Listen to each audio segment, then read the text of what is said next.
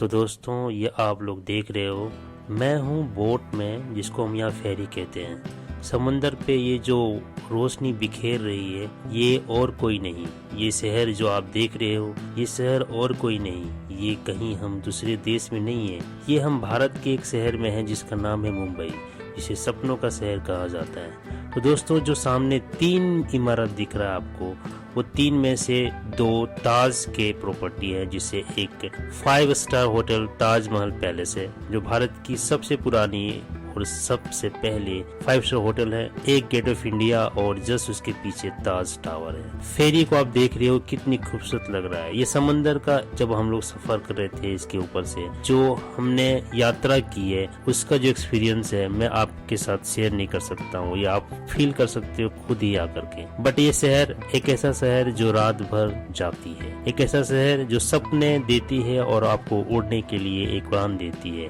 भारत का वो शहर जो और दूसरे शहर से बिल्कुल अलग। हम इसे London, Paris, New York, Tokyo, Berlin और दुबई से बिल्कुल कंपेयर कर सकते हैं। ये शहर हमारे देश का आर्थिक शहर है, जिसे कहते हैं सपनों का शहर, मुंबई।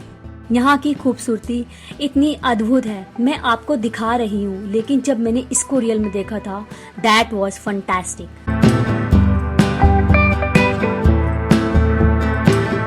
ये जो ताज महल होटल के सामने और गेटवे ऑफ इंडिया के सामने आपको एक बड़ा ग्राउंड दिख रहा है। यहाँ ये भीड़ आज की नहीं है, यहाँ हमेशा ऐसे ही भीड़ रहती है। आप यहाँ मंडे आओ, ट्यूसडे आओ, वेडनेसडे आओ या वीक में आप कभी भी आओ, यहाँ पे हमेशा आपको इतनी ही भीड़ मिलेगी। इवन फ्रेंड्स, जब आप यहाँ पे दिन में आते हो, आपको पता है दिन में यहाँ बहुत से कबूतर होते हैं जो कि चारा चुगते होते हैं, और उनकी खूबसूरती इस कदर होती है कि मैं आपको नहीं बता सकती। और रात का व्यू तो मैं आपको दिखा ही रही हूँ, आप मेरे साथ ही हैं। रात का व्यू तो आप लोग के सामने ही है। यहाँ के लोग देखिए फ्रेंड्स, जब मैं यहाँ फर्स्ट टाइम आई ना, मैंने यहाँ इतनी भीड़ देखी, मुझे ऐसा लग रहा था कि मैं शायद किसी वेडिंग सेरेमनी में आई हूँ। यू नो, इतना रश एक साथ। और फ्रेंड्स, यहाँ की खूबसूरती इतनी इतनी इतनी ज्यादा है कि जब आप मुंबई आओगे ना, आप यहाँ आए बगैर रह ही नहीं सकते। आपको पता है यहाँ किस तरह लोग फैमिली के साथ आते हैं, फोटोग्राफी करवाते हैं, खुद अपनी फोटोज क्लिक करते हैं, गेटवे ऑफ इंडिया का खूबसूरत नजारा देखते हैं, ताजमहल होटल का खूबसूरत नजारा देखते हैं और ताज होटल को देखते हैं, और इस ग्राउंड में घूमते हैं। जब यहाँ रात को घूमने आओ तो इतनी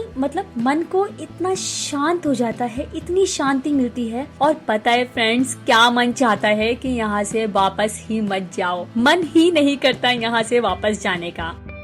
so friends, gateway of India के सबसे नज़दीक जो रेलवे स्टेशन है वो है चर्च गेट। चर्च गेट से एग्जिट करते ही बाहर की तरफ आपको बस मिलेंगी। बस आपको 6 रुपये में गेटवे ऑफ इंडिया पहुंचा देगी। वैसे तो यहाँ पे शेयरिंग टैक्सी भी अवेलेबल हैं, बट टैक्सीज में सबसे बड़ी प्रॉब्लम यह है कि एसी नहीं है और यहाँ बाहर निकलने के बाद बहुत ज़्यादा गर्मी होती है। तो जो बस है, बस का प्लस पॉइंट ये है कि वो 5-5 मिनट के डिस्टेंस पे आती रहती है, और उसका दूसरा पॉइंट ये है कि उसकी टिकट सिर्फ 6 रुपये में है और बहुत ही अफोर्डेबल प्राइस है। उसका तीसरा पॉइंट ये है कि वो फुल्ली एयर कंडीशनर है।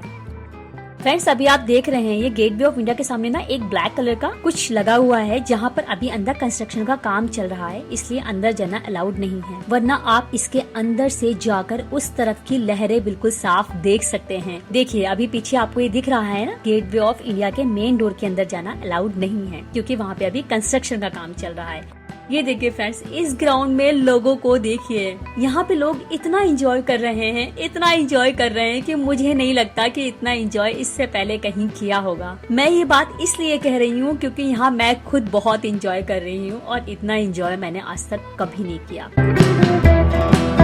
आप इस समय गेटवे ऑफ इंडिया की खूबसूरती देखिए, किस तरह इस पे तिरंगे का कलर फैला हुआ है, किस तरह ये बयां कर रहा है भारत की खूबसूरती को।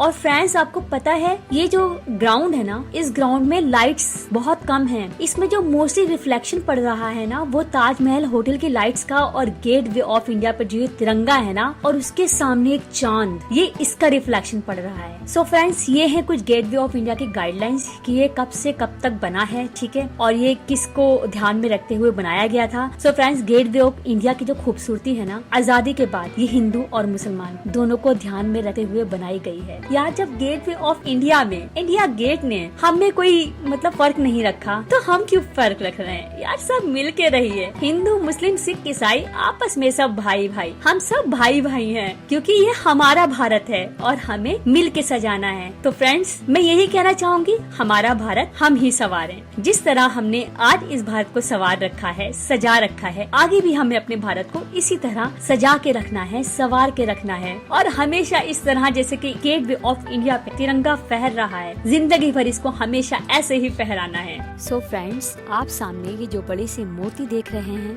ये कोई आम मूर्ति नहीं है, बल्कि छत्रपति शिवाजी महाराज जी की मूर्ति है, जिन्होंने हमारे भारत में सबसे पहली नेवी की शुरुआत की थी। इनको फादर ऑफ नेवी भी कहा जाता है।